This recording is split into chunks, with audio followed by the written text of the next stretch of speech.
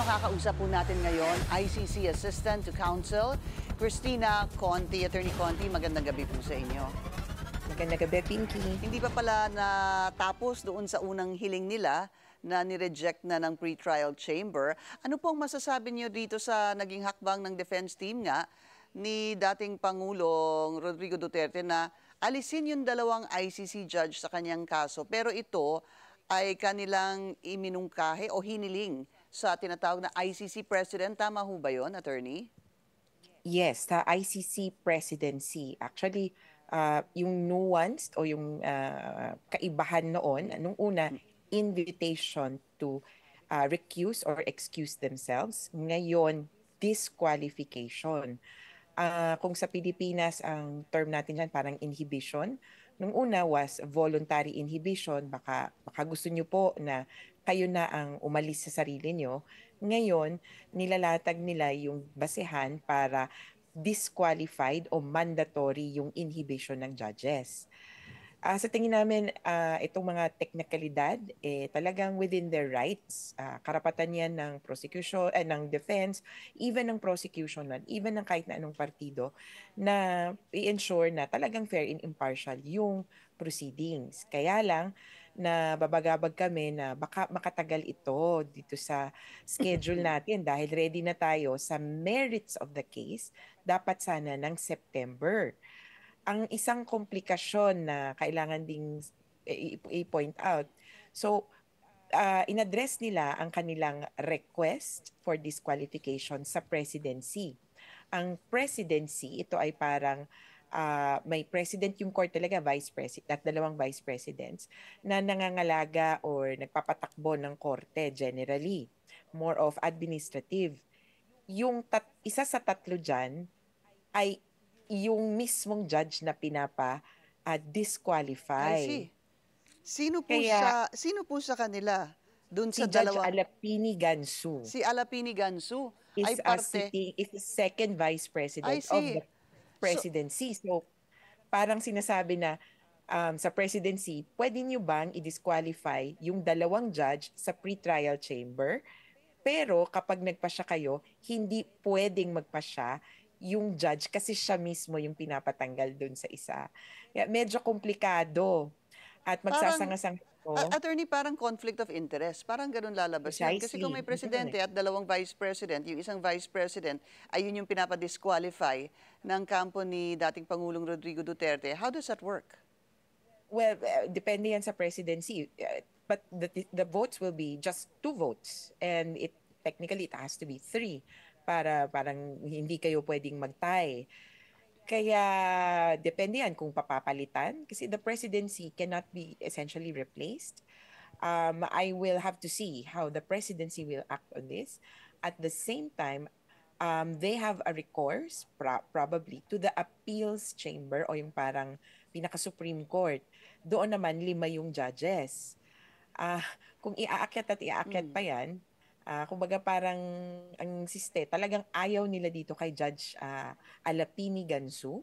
Right. At mukhang naghahanap sabi nila, no, naghahanap ng judge. Pero kung ano't ano man, inaasahan namin na mabilis ang pagpapasya ng both ng presidency at kung sakasakali ng appeals chamber. So are you saying, attorney, that the presidency, kasi ito pong kanilang paghain ng disqualification para po maintindihan po natin laban dun sa dalawang judge, ay pwede pong yung presidente at dalawang vice president sabihin na, naku, baka mahirap ito dahil yung isang judge nga ay yung pinadi-disqualify, magkaroon ng conflict of interest. So, ihahain na lang dapat ito sa appeals chamber. Pwede ho ba yun? Ay, hindi. Mag-decide sila.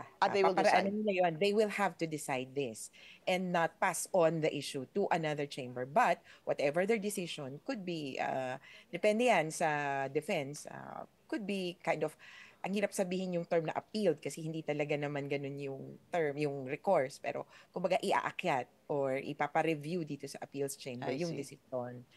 Okay, go in ahead the meantime, lumalakad, this is just a question. So una, this was a question about what the charges are. So yun yung pag-uusapan natin sa September sana. Ano na ba talaga yung kaso?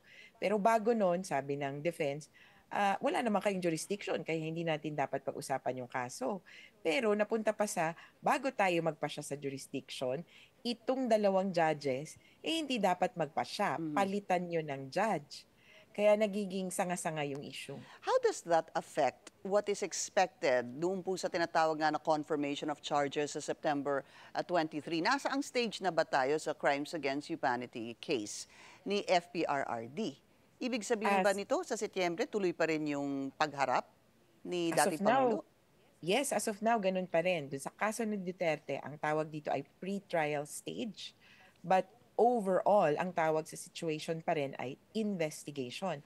Hindi pa sarado, ibig sabihin, naghahanap pa rin or pwedeng maghanap pa rin ng iba pa na huhulihin o tatawaging most responsible for other co-conspirators for crimes against humanity. Pero sa kaso mismo ni Duterte, dahil pre-trial stage, ang nakaschedule talaga ay yung confirmation of charges. May earlier schedule pa, and this is what I'm more worried about.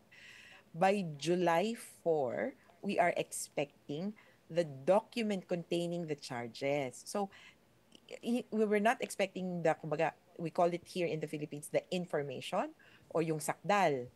We're not expecting the information to come in September. It should come earlier so that you can mount an intelligent defense.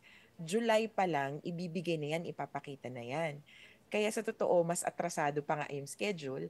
Kaya doon ako nag-worry na kung hindi pa naaayos yung issue sa jurisdiction, baka maapektuhan yung ibang schedule. Pero right now, things are as is. Wala pang desisyon ang pre-trial chamber na i-move ang kung anumang schedule. Meron ho bang implikasyon sa kaso sa ICC yung pagkapanalo ni FPRRD bilang Davao City Mayor? Technically, wala.